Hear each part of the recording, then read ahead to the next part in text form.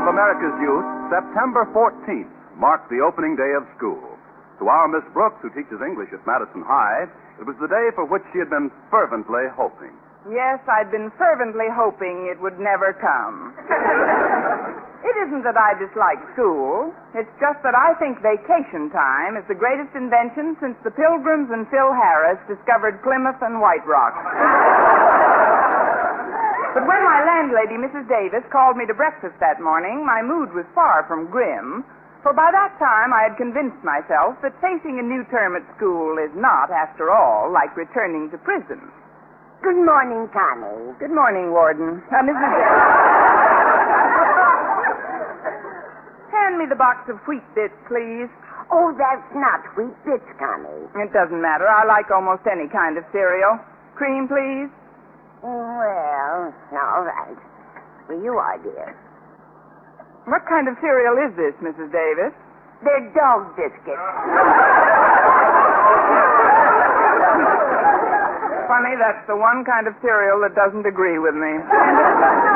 I'm sorry, Connie. I should have ordered cereal from the market before you got up. I usually get fast delivery service, you know. That's because the delivery boy has a crush on me. But it's nothing like your romance with Mr. Boynton. You mean he's tried to get fresh with you? No, but I haven't given up hope. Oh, that's probably Walter Denton to drive me to school. Come in. Morning, Walter. Hark! 'Tis the first day of school, and once again the nostrils of America's youth nostalgically dilate to the pungent aroma of pencils and blackboards. How do you feel about it all, Walter? Miserable. How do you feel about school opening, Miss Brooks? Anyone for Russian roulette? Yeah, those are my sentiments exactly. Oh, say, I found this potted plant on your porch. Isn't it a dilly? Evidently another floral offering from your delivery boy, Mrs. Davis. Oh, my goodness. He must have left it for me last night when he brought over my yogurt and Danish blue cheese. Sit down, Walter. The yogurt is on me. Yeah, I'll have plain milk, if you don't mind. Boy, it certainly is neatly gift wrapped. You can see the plant right through the cellophane, Mrs. Davis. It's an evergreen plant. It's a dilly, all right. The trouble is, I have too many potted plants around the house as it is. I don't know what in the world to do with it. I have a suggestion, Mrs. Davis. Since this is the first day of school, it might be a shrewd political move on my part to present the plant to our beloved principal. Say, that ought to get you in real solid with old Marblehead. Mr. Conklin, I mean. I agree, Connie. I think it's mighty important that you start off on the right foot with your principal this term. As he said to me when I saw him in the drugstore yesterday. Oh, dear, now, what did he say? Oh, I'm getting so absent-minded lately. Oh, let's see now. What did Mr. Conklin say to me? Mrs. Davis, how about getting Walter a glass of milk? No, that wasn't it. Mr. Conklin doesn't care if Walter gets milk or not. Connie, I just remembered what Mr. Conklin said to me yesterday. He wants you to help him reclassify his files for the new term, dear. So he said you're to report to his office at 7:30 sharp. And no excuses. 7:30? What time is it now? 8:05. Fine. If I hurry, I'll never make it. Holy cow, what are you going to do, Miss Brooks? I'll bet old Marblehead's blood pressure's about to explode with atomic fury by now. By now, it's already forming the mushroom. I'll have to call him and try to explain. Mrs. Davis, this phone is dead. Oh, that's another little thing that slipped my mind, Connie. It isn't really dead. We have a chap on our new party line who's rather eccentric. He keeps leaving his receiver off the hook. What? Well, he's got his nerve. Hello? Hello? Hello? Trying to bust my eardrums, madam? My name is Miss Brooks. Since we're on the same party line... My telephone happens to be right by my bed, Miss Brooks. Do you realize your infernal shouting jarred me from a sound sleep? Do you realize you left your receiver off the hook? Certainly. I always do that to preclude my being startled from slumber by the hideous clanging of a phone bell. I prefer to be awakened gently. Maybe the company will give you a bell with a feather on it. Look, if I should report this matter to the You're superintendent... threatening me? Fine. My name is Cragway, Milton Cragway. Go ahead and report me. Now, goodbye, and stop bothering me. Well, I can be mean, too, Mr. Cragway. Since you refuse to clear my line, I'll make certain that you will not be able to call anyone either. Don't do anything you may regret, Miss Brooks. Mrs. Davis, I've left our receiver off the hook, and don't you dare hang it up. I want to give a Mr. Milton Cragway a dose of his own medicine. Come on, Walter, pick up the evergreen plant, and we'll shove off. Sure thing. Say, these little biscuits are very tasty.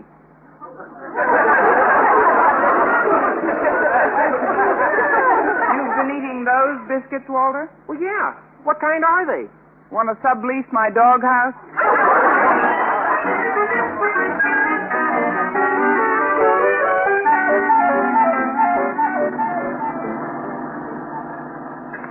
See how smoothly she runs since Ferguson's garage tuned up the motor, Miss Brooks? It doesn't seem like the same car. No, it doesn't. But, Walter, perhaps we'll get to school faster if you take the wheel. Oh, no, I want you to drive, Miss Brooks. Just look at that harebrained woman crossing against the signal. I'll have to... Walter, what's wrong with these brakes? Oh, I forgot to tell you, they don't work. What? I'll have to operate the handbrake for you. Darn it, you missed her. While she was leaping out of the way, she dropped her glasses and we ran over them. Well, at least it wasn't a total loss. Don't you look where you're going, young lady? Who, me? Why do you need glasses? My name is Constance Brooks. I'll be happy to reimburse you for your glasses, miss, if you'll just... It isn't Miss, it's Mrs. I'm Mrs. Gregory York of 212 East 2nd Street. Now kindly pull over to the curb and Come back here! Stop that car! Walter, what are you doing? I done released the brake and we escaped. Are you out of your mind? There's no turning back now, Miss Brooks. Mrs. Gregory York is lost in the distance, and there's a dozen cars in back of you. Well, nevertheless, Besides, did you want to waste the entire morning gabbing with her while old Marblehead's blowing a mental gasket waiting for you? Mr. Conklin, in the confusion, I'd almost forgotten about him. Walter, I have a sensational idea that'll settle all my problems. What is it, Miss Brooks? You take the wheel, I'll get out, and you run over me.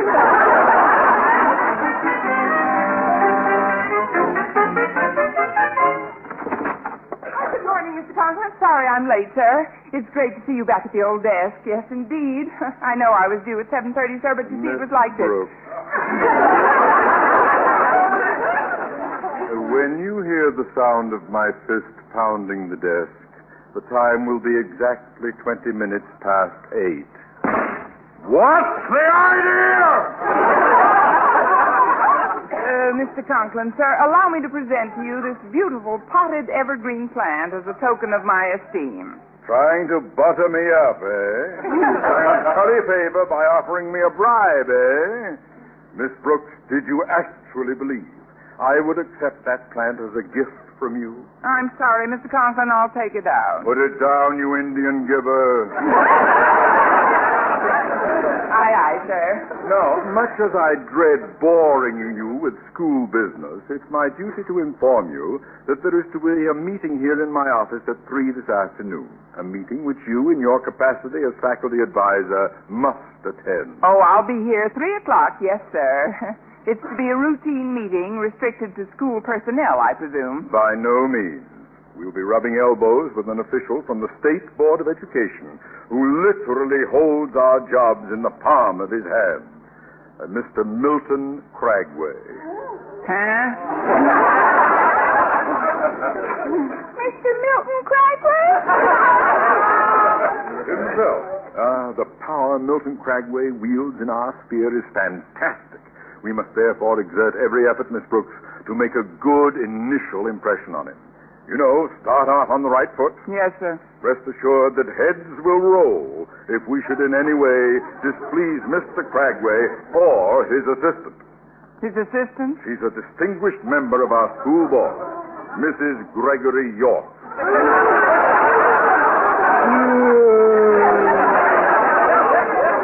What a daily double I picked.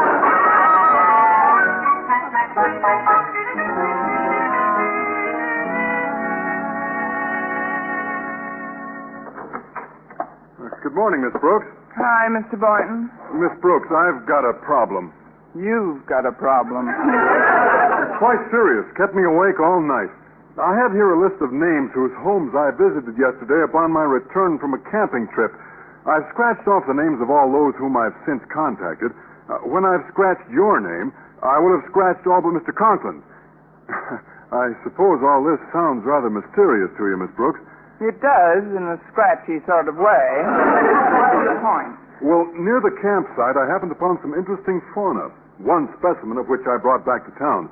I had the plant with me when I went visiting, in fact. That's why I know I must have inadvertently left it at one of the homes on my list. It's a potted plant wrapped in cellophane. Oh, that one. Mrs. Davis thought the delivery boy had left it. It was found on our porch this morning, Mr. Boynton. Oh, gosh, it's certainly a relief to know where I can lay my hands on it. Its cellophane wrapping is for protective reasons. You see, I wouldn't dare expose it until the moment I can actually put it to use in a biology experiment. Biology experiment? Oh, yes, Miss Brooks. That plant happens to be poison ivy. Poison ivy? Mr. Boynton. What is it, Miss Brooks? You don't have to scratch Mr. Conklin. By now, he's scratching himself.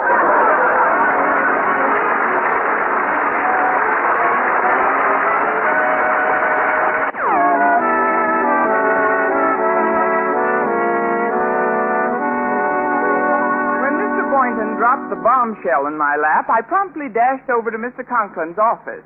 But neither he nor the poison ivy plant was there. Such was the case each time I returned to the scene of the crime during my morning classes. But finally, when I entered the school cafeteria at noon, there was Mr. Conklin at the steam table with his daughter Harriet. As he picked up his tray and headed for a table, I leaped into action. Mr. Conklin! Sorry, I knocked over your tray, sir. If I knew you were coming, I'd have baked unbreakable meatballs. I'll tell him you want the same order, Daddy. Excuse me, Miss Brooks. Mr. Conklin, sir, an urgent matter has You come may up. save any urgent matters for our 3 o'clock meeting, which has resolved itself down to a routine personnel council, Miss Brooks. Shortly after you left my office this morning, Mrs. Gregory York called to say that she and Mr. Cragway will be unable to attend. Heavens, what a dreadful blow. Sir, about the potted plant that I brought. It'll be ready in a second, Daddy. Let me finish, Harriet. About that potted plant I gave you, Mr. As Conklin. I intimated at the time, I cannot ethically accept any form of bribe-tinted gift from a faculty member, Miss Brooks.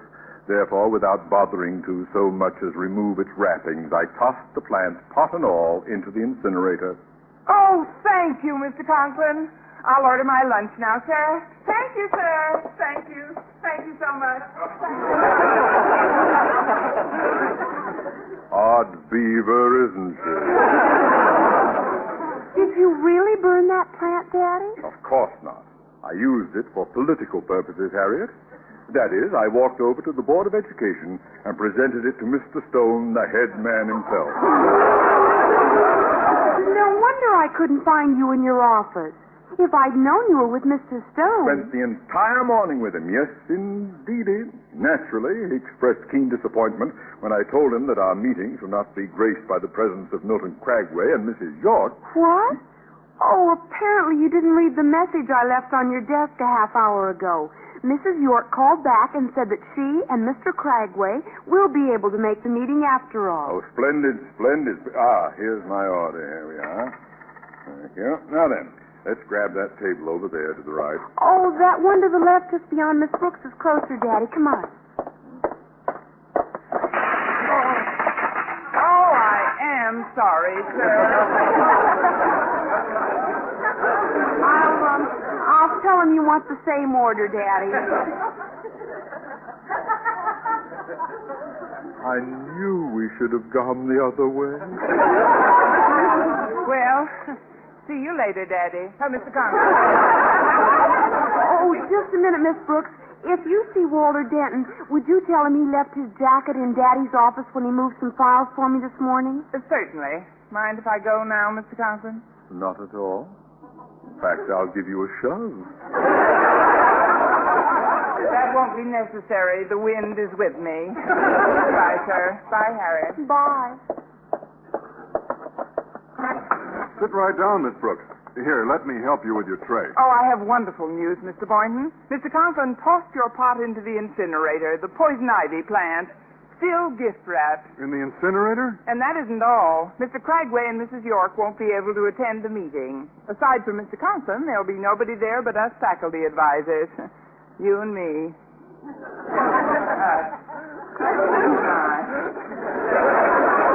I and you. We, just the two of us. Small world, isn't it? Yes, but... It'll be just a routine meeting. Brief. Then we'll have nothing but time on our hands. You and me. Just the two of us. Plenty of time. We might even have time for a date this afternoon. How does that hit you? Good, huh? Fine. Let's drink to it. Tea. Tea for two. Me and you. How does it hit you, Mr. Boynton? Good idea. I see no harm in our planning a date now that you're out of the woods, Miss Brooks. But where shall we go? How about back to the woods, Grandma? I mean, well, we'll think of something. At least I will. Excuse me, folks. You left your jacket in Mr. Conklin's office. Bye now. I gotta talk to you, Miss Brooks. I just went over to Ferguson's garage to pay him for the work on my car. You see, the janitor had to let me in this morning because Ferguson wasn't around. Never saw such confusion. Must have been 50 jalopies there. Well, Ferguson specializes in jalopies like mine, you know. He does great work. And, well, as I remarked while you were driving to school, it didn't seem like the same car with the new paint job and everything, so I just hope Mrs. York didn't take down the license number. What are you trying to say, Walter? Miss Brooks, you were driving a stolen car.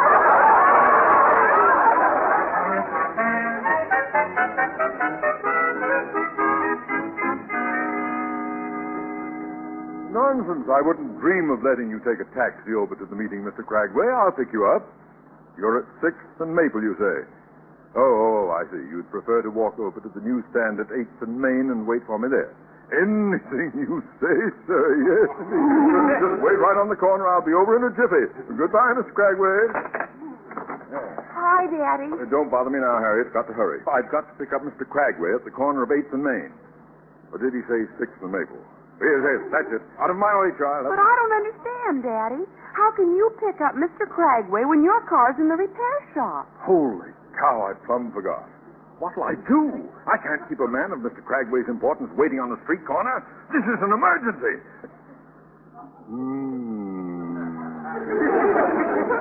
Daddy, that's Walter Denton's jacket. Now, what did you take out of his pocket? Denton's key. I'll take his car.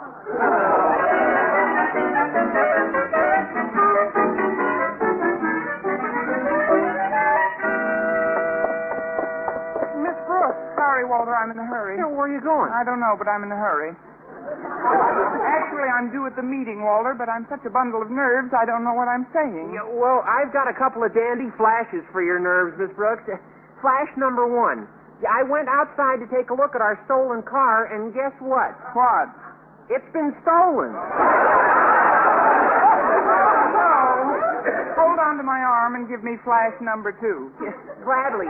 Well, right away I scurried back into the building, and that's when I saw her, Mrs. Gregory York. Mrs. York? She's here? New glasses and all. Right now she's inspecting some of the classrooms. Oh, there must have been a change in plans. Did she happen to see you? See me? Oh, we had a lengthy chat. But she must have been blind as a bat this morning without those glasses you ran over. She didn't even recognize me. Really? Well, I can't risk letting her see me, Walter. I've had it. Mr. Boynton's probably at the meeting by now. I'll run over and tell him I've decided to head for the border. there you are, Sonny. Yipes. Hi, Mrs. York. This young lady is a member of your faculty, I presume. Yes, ma'am. This is our Spanish teacher, Senora Gonzalez. Delighted to know you, Senora. Ole. Gracias. La conga. The senora is from Brazil. How charming.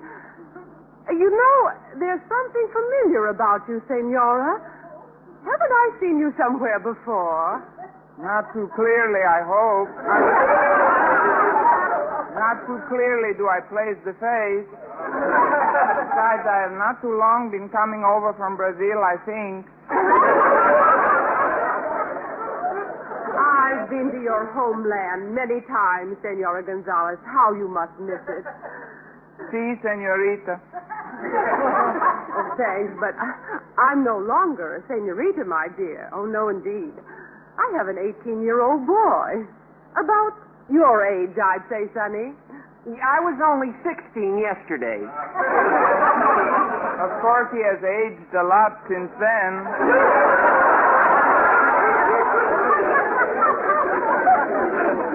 Excuse, please. I just remember an appointment. Must go.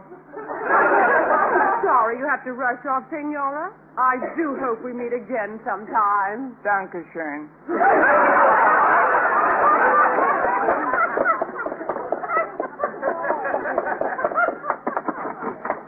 What do you want?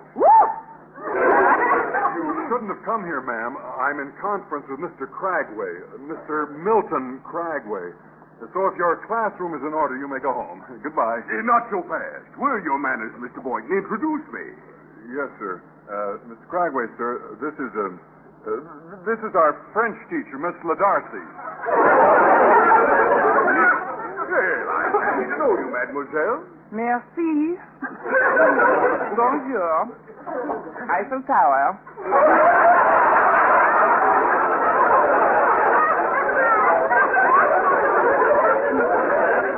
With your pardon, monsieur, I must go erase my blackboard. Where are your manners, Mr. Boynton? You go erase the mademoiselle's blackboard. Well, don't just stand there. Hop to it. Yes, sir. Very, very good, sir. Well, if I seem in ill humor, Miss LaDarcy, let me explain that I've had an incredibly nerve-wracking day. It started this morning with my being insulted by some idiotic woman, a Miss Brooks. Dreadful experience. You have no idea. Oh, but I do. Sacre bleu, I do.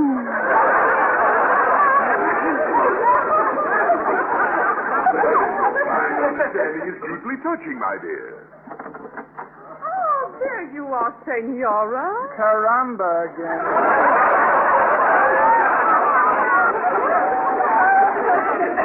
How nice to see you again, Mr. Cragway. I see you've already met Senora Gonzalez. What on earth are you talking about, Mrs. York? This happens to be Mademoiselle LaDarcy. No doubt you have confused me with my twin sister, who also teaches here. Senora Gonzalez is your twin. Oui. While I grow up in France with Papa, she's growing up in Brazil with Mama.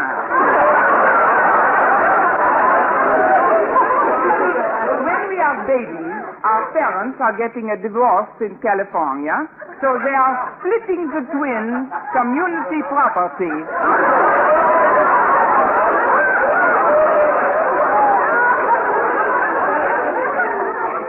As you have observed, Madame York, we are identical twins. Oh, what a crazy mixed-up day. Holy la cow. How do you do, Mr. Cragway, Mrs. York? I asked this chap to bring me here to prove to him that I am principal of this school.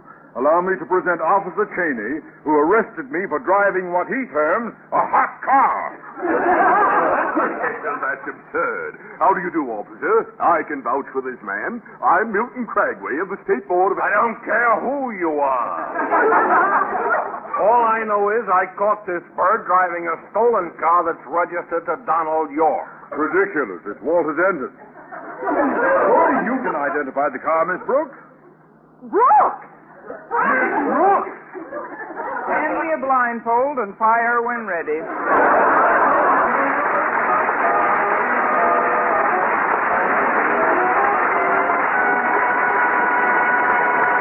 Eve Arden as our Miss Brooks returns in just a moment. And now, once again, here is our Miss Brooks. Well, fortunately for me, my duplicity went unnoticed as Mr. Conklin and Mr. Cragway became involved in quite an argument about the responsibility for Mr. Conklin's arrest. Now, just a minute. Don't forget this outrage is your fault, Mr. Cragway. I wouldn't have been caught if you'd been waiting at 6th and Maple as you said you would. I told you I was going to walk over to 8th and Main, Conklin. I wanted to stop at home to drop off a potted plant that Mr. Stone had given me. What? How dare Mr. Stone give you a lovely gift-wrapped potted plant that I gave him? How dare you give Mr. Stone a lovely gift-wrapped potted poison ivy plant that I gave you? What? Take it easy, sir.